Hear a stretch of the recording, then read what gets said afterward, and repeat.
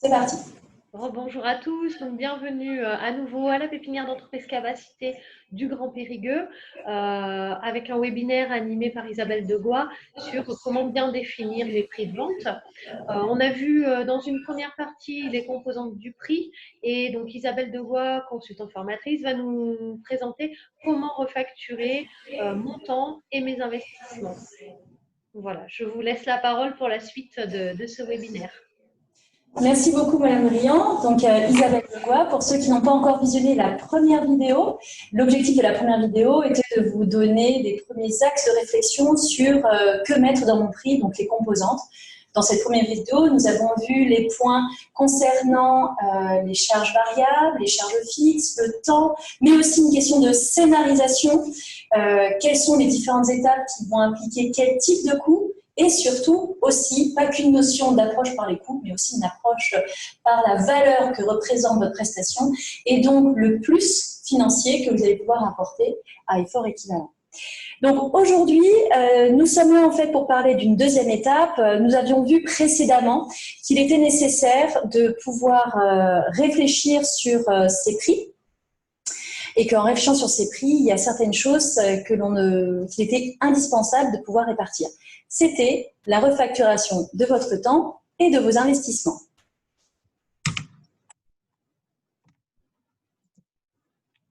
C'est parti. Comment vous allez établir votre taux horaire? Rappelez-vous, dans la vidéo précédente, nous parlions de ce temps que vous consacriez à prospecter, à vendre concrètement votre produit, à produire, et que ce temps-là n'était pas un coût en tant que tel, puisque si vous êtes seul et que vous n'avez pas de salarié, finalement, ce temps, c'est ce que vous avez le plus précieux à offrir et ce qui représente votre valeur ajoutée. Donc la question est comment valoriser ce temps, à quel prix le refacturer, comment s'y prendre. C'est ce que j'essaie de vous faire comprendre en disant que tout votre temps ne vous rapporte pas directement de l'argent. Pour autant, vos besoins de rémunération mensuelle, eux, restent constants. Alors, comment vous allez vous y prendre? Vous allez d'abord vous poser la question de quel sera votre volume total de travail en étant bien sûr honnête avec vous-même. Il faut vraiment que cette vision de combien d'heures par jour, combien de jours par semaine, combien de semaines par an je vais travailler, ça soit quelque chose qui soit soutenable, puisque le but, c'est de durer dans le temps au niveau de cet engagement de temps. C'est ce volume de temps qui vous permettra de dégager un volume de prestation, donc de facturation. Si bien sûr vous tombez dans le piège de dire c'est le démarrage, je suis tout feu tout flamme et je vais en fait consacrer un maximum de temps à mon activité pour obtenir l'argent dont j'ai besoin tous les mois, c'est tout à fait judicieux de votre part. Par contre, ça ne vous aidera pas à établir le bon taux horaire. Donc, il faut que, bien sûr, vous réfléchissiez au temps que vous avez à consacrer aujourd'hui à votre entreprise, mais surtout la projection que vous pouvez en faire dans le temps à activité constante d'ici 3, 4, 5 ans, comment vous voyez la gestion de votre temps et à quel point vous la consacrez à votre entreprise.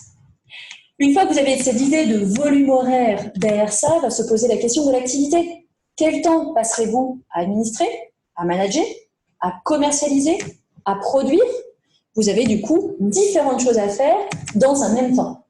Et donc, c'est cette dernière étape qui est la production qui va vous permettre de facturer. C'est cette production qui apporte de la valeur ajoutée, qui est souhaitée par le client et qui, derrière ça, génère de la facturation. Donc, on voit qu'on est sur un goulet d'étranglement et qu'au fur et à mesure, le temps dédié réellement facturable, on a peu de temps pour facturer un montant qui doit représenter l'intégralité de vos besoins. Alors, là encore une fois, attention, la façon dont vous organisez votre temps entre ces différentes activités va varier avec le temps. Peut-être qu'au démarrage, vous allez passer beaucoup de temps à la commercialisation et que dans un second temps, vous allez passer plus de temps à l'administration et au management. Donc ça aussi, il faut y réfléchir. Donc, on va essayer de regarder une situation, peut-être à 1 an, 2 ans, 3 ans, qui serait pour vous une situation pérenne et représentative de la façon dont vous fonctionnerez à terme. Alors, je vous propose un exemple pour illustrer mes propos. Je vous propose un exemple d'un dirigeant d'entreprise qui, supposons qu'il a une activité productive et qu'il a des salariés. Alors, pourquoi je vous dis ça? C'est pour pouvoir se concentrer exclusivement sur sa rémunération et non pas sur les autres coûts qui sont associés à sa prestation, à sa production. Alors, imaginons que ce chef d'entreprise, il se soit engagé, il a fait un petit peu un accord moral avec lui-même en disant « moi, je me sens prêt à travailler 9 heures par jour. Je me sens prêt à travailler 5 jours par semaine et je ne suis pas quelqu'un qui ait besoin de prendre beaucoup de vacances, donc je suis prêt à travailler 47 semaines par an. » Encore une fois, je vous demande en fait d'être honnête avec vous-même, puisque le but, c'est pas parce qu'au démarrage, il faut donner beaucoup de soi-même que pour autant, ce gain, ce don de temps, il est soutenable dans le temps. Donc, projetez-vous sur, selon moi, qu'est-ce qui est pour moi une activité équilibrée, une activité professionnelle dans laquelle je m'épanouis, compte tenu de mes autres préoccupations personnelles, familiales, etc. L'autre question qu'il faut vous posiez, c'est l'argent. Qu'est-ce que je veux comme rémunération par mois? Alors là, je vous ai donné une vision année 1, année 2, année 3. On va plutôt parler de niveau de rémunération. Rémunération 1, rémunération 2, rémunération 3, c'est-à-dire de quoi j'ai besoin pour vivre.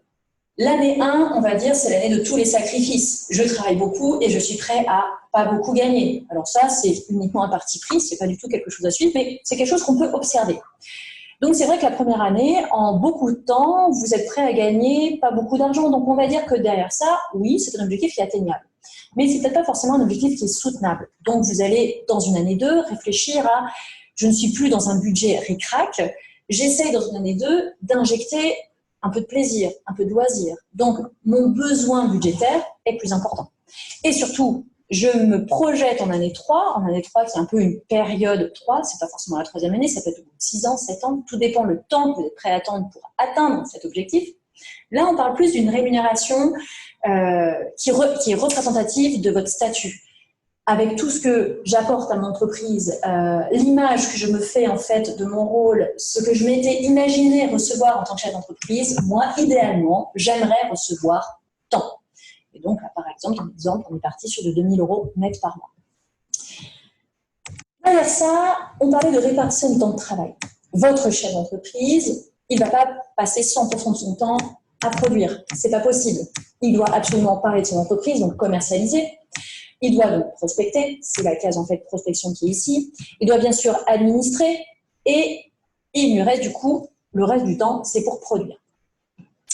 Alors, d'une année sur l'autre, on voit que ces notions évoluent, puisque la prospection, si tout va bien, si vous êtes efficace dans votre façon de procéder, si vos outils sont pertinents, si votre business model commence en fait à porter ses fruits, normalement, vous allez bénéficier d'un bouche à oreille, de recommandations qui vont, au fur et à mesure du temps, alléger la tâche de prospection.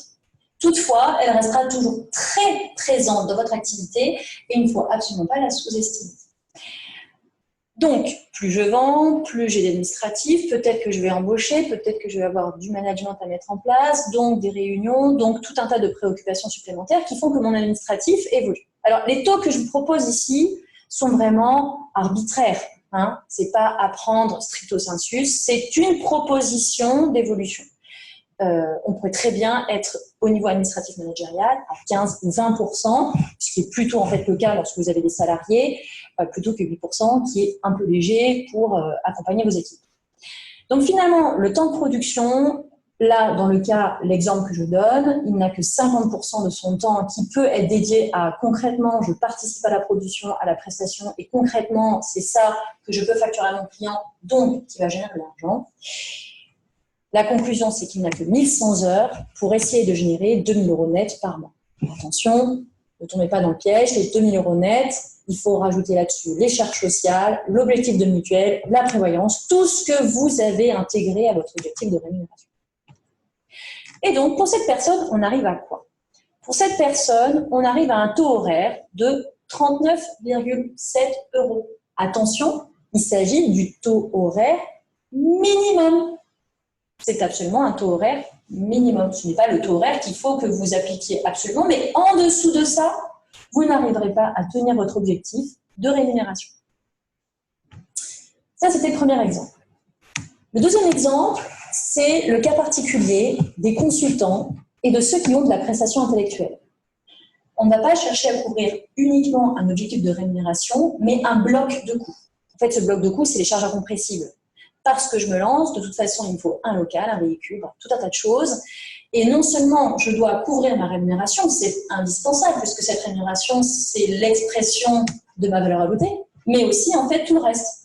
Donc, je vais faire un peu un budget de tout ce dont j'ai besoin. Là, je vous ai fait une liste qui est bien sûr n'est pas complète, à vous de la compléter en fonction de votre activité.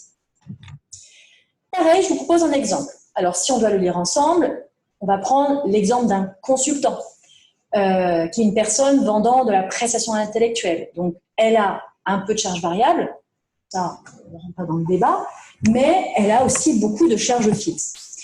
Et ces charges fixes, on les voit ici. Donc, premièrement, on reprend exactement la même préoccupation qu'un dirigeant qui a des salariés. Donc, ici, quelles sont mes heures? Là, quelle est la répartition de mon temps? Et ici, quel est mon budget? Quelles sont mes charges incompressibles? Ça m'amène d'une année sur l'autre à avoir peut-être un budget qui est différent, mais attention, le budget que je vais prendre comme le temps que j'ai vraiment à facturer, je vais le prendre sur la modèle d'une année constante, d'une année normale. C'est ce que je vous dis. Le but, c'est de rajouter, d'être en fait sur une année de référence. L'année de référence, c'est plutôt une année 3. L'organisation qui sera pérenne pour une année 3 et un budget qui sera peut-être assez important sur une année 3, ce qui me permet d'obtenir mon taux horaire minimum, ici, de 53,8 € hors taxe. Attention, encore une fois, c'est le taux horaire minimum. Vous n'êtes pas obligé de faire ce taux horaire-là. En tout cas, en dessous de ce taux horaire, vous n'arriverez pas à votre objectif.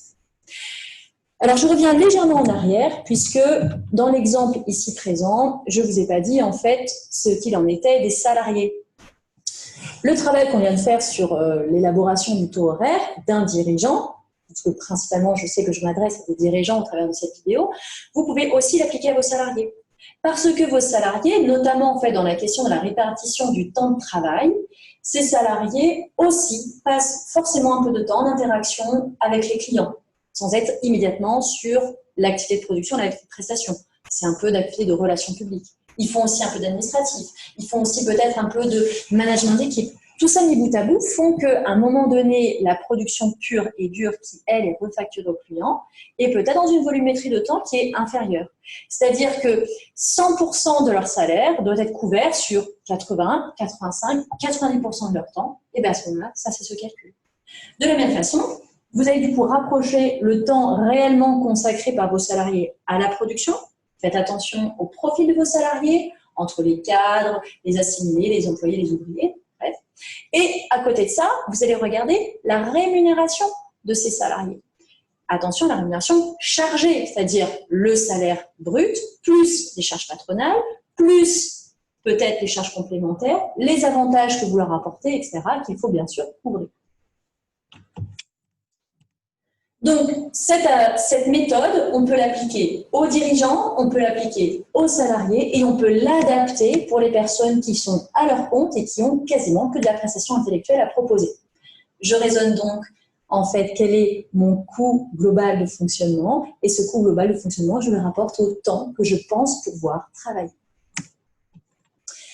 Enfin, se pose la question de la refacturation des charges fixes.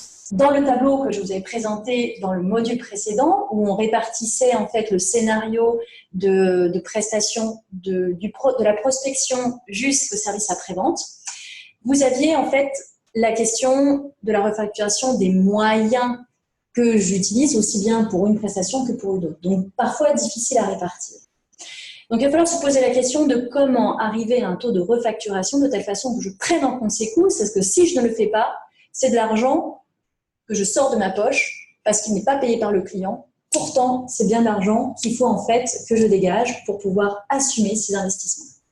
Alors, soit je peux réussir à les répartir, soit je ne peux pas réussir à les répartir.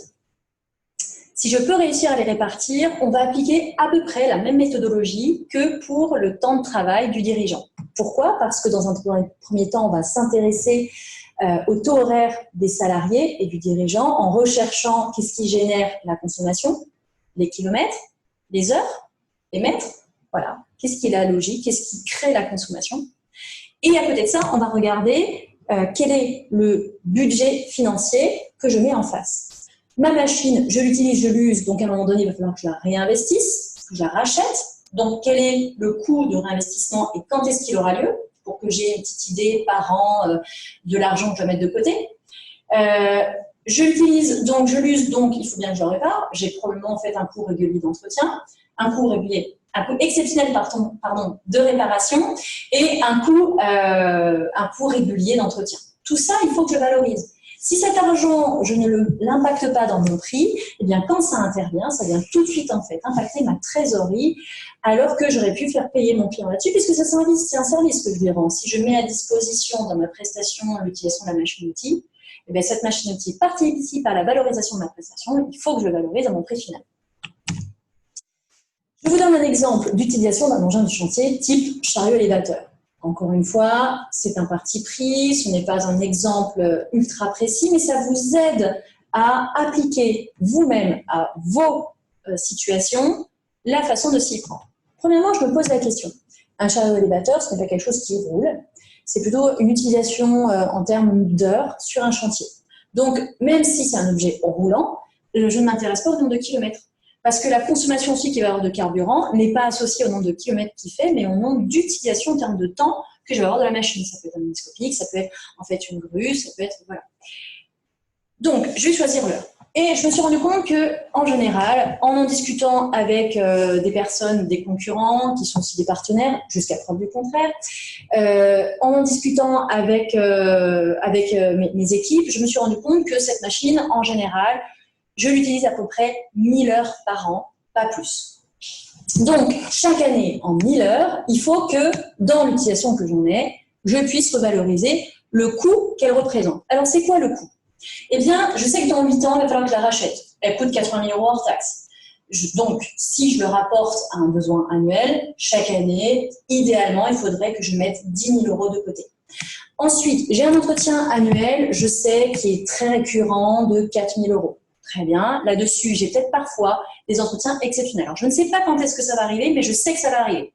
Étant donné que ça fait en fait 8 ans d'utilisation, il y a un moment donné, il va y avoir une grosse panne. Et cette grosse panne, ça va être du coup un pépin, donc la trésorerie à sortir, alors que je sais que c'est un phénomène naturel.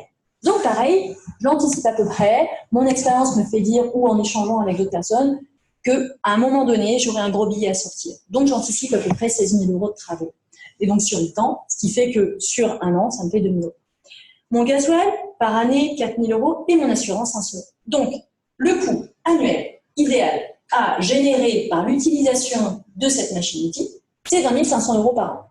Je sais que j'utilise 1000 heures par an. Donc, quand je refacture à mon client, c'est le minimum, et là, j'insiste bien encore sur le minimum, de 20,50 € hors taxe par heure.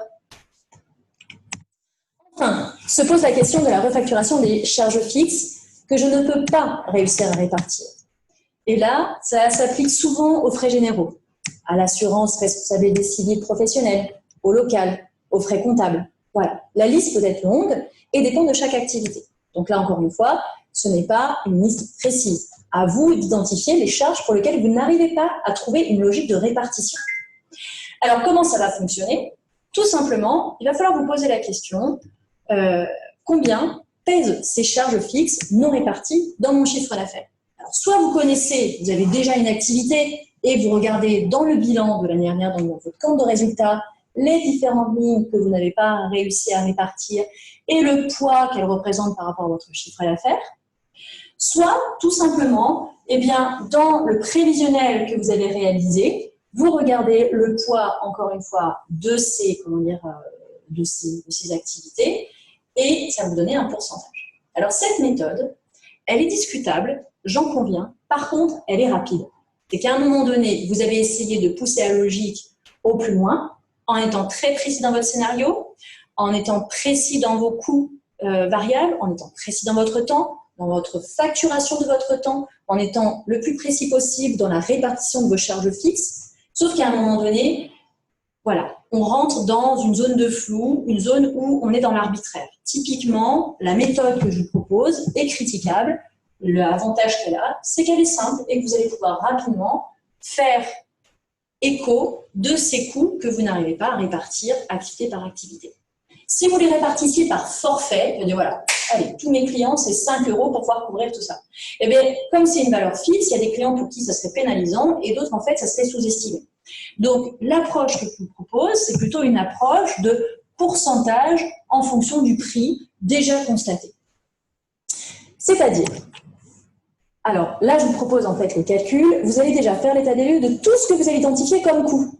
On a l'ensemble des coûts, donc les charges variables que j'ai déjà identifiées, le temps que j'ai identifié pour pouvoir le produire multiplié par le taux de refacturation que j'ai calculé, et les charges fixes que j'ai réussi un peu à répartir. Donc tout ça, ça me donne une masse.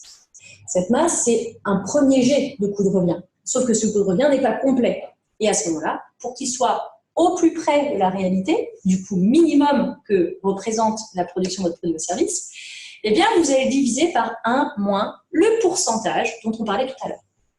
Un exemple, pour pouvoir, en fait, par exemple, pour prendre un exemple, si supposez que je propose une prestation pour laquelle j'ai constaté 25 € de charges variables, de coûts à cause des déplacements, à cause de la matière première, à cause de l'emballage, du transport, peu importe, et 2 heures du travail du chef d'entreprise dont le taux horaire a été évalué à 50 €. Je suis déjà à 125 €. Là-dessus, comme j'utilise en fait un chariot élévateur ou une autre machine, l'espace d'une heure dans mon process de vente, je le valorise à 20 €. Je suis donc à 145 €. J'ai réussi à identifier de façon précise 145 € de coût.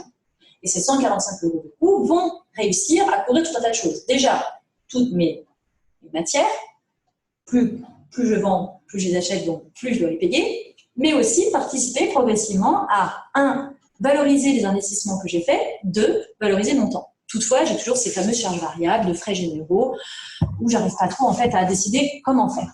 Eh bien, je prends ces 145 € et je divise par 1 moins le pourcentage que j'avais constaté dans mon bilan de l'année dernière, donc 1 moins 0,03, équivalent à 3% en valeur décimale. Eh bien, du coup, j'arrive à 149,5 € hors taxe. C'est bien sûr un prix minimum. Vous vous rappelez que dans la première vidéo en fait qu'on vous a présentée, il y a 2 approches dans l'élaboration du prix. Premièrement, l'approche par les coûts, qui est une approche en fait des contraintes externes, qui doit vous donner en fait le prix minimum absolu en deçà de quel il ne faut pas aller, sinon vous ne serez pas rentable. Et à côté de ça, vous avez l'approche marketing qui va vous donner en fait de l'ampleur dans votre prix et qui vous permettra de donner le curseur jusqu'à quel point, au-dessus de ce prix de revient, vous pouvez aller pour être en harmonie avec la valeur perçue par vos clients. Voilà. Donc, j'en ai terminé avec les différents points que je voulais vous présenter dans l'élaboration du prix de vente, comment bien élaborer son prix de vente. J'espère que ça a été clair pour vous. Si vous souhaitez aller plus loin, nous vous proposons en fait des accompagnements, alors différents forfaits, à votre demande. Je vais vous donner plusieurs exemples. N'hésitez pas à m'appeler. Sinon, vous pouvez vous former sur les sujets de gestion et gagner en compétences. Alors, je vous cite plusieurs exemples. Mon entreprise est-elle rentable? Comment analyser la rentabilité de mon entreprise et agir dessus? Comment me définir des objectifs fiables pour chacune de mes activités? Comment réaliser un prévisionnel de qualité moi-même? Comment réagir face à un client en retard ou mauvais payeur? Bref, autant de sujets de formation qui sont proposés en animation par moi-même et portés par la IFS. Donc, n'hésitez pas à appeler Julie Marquebout au 05 53 31 56 07. Je vous remercie beaucoup pour vos attentions et je vous souhaite une très bonne continuation. Merci beaucoup. Au revoir.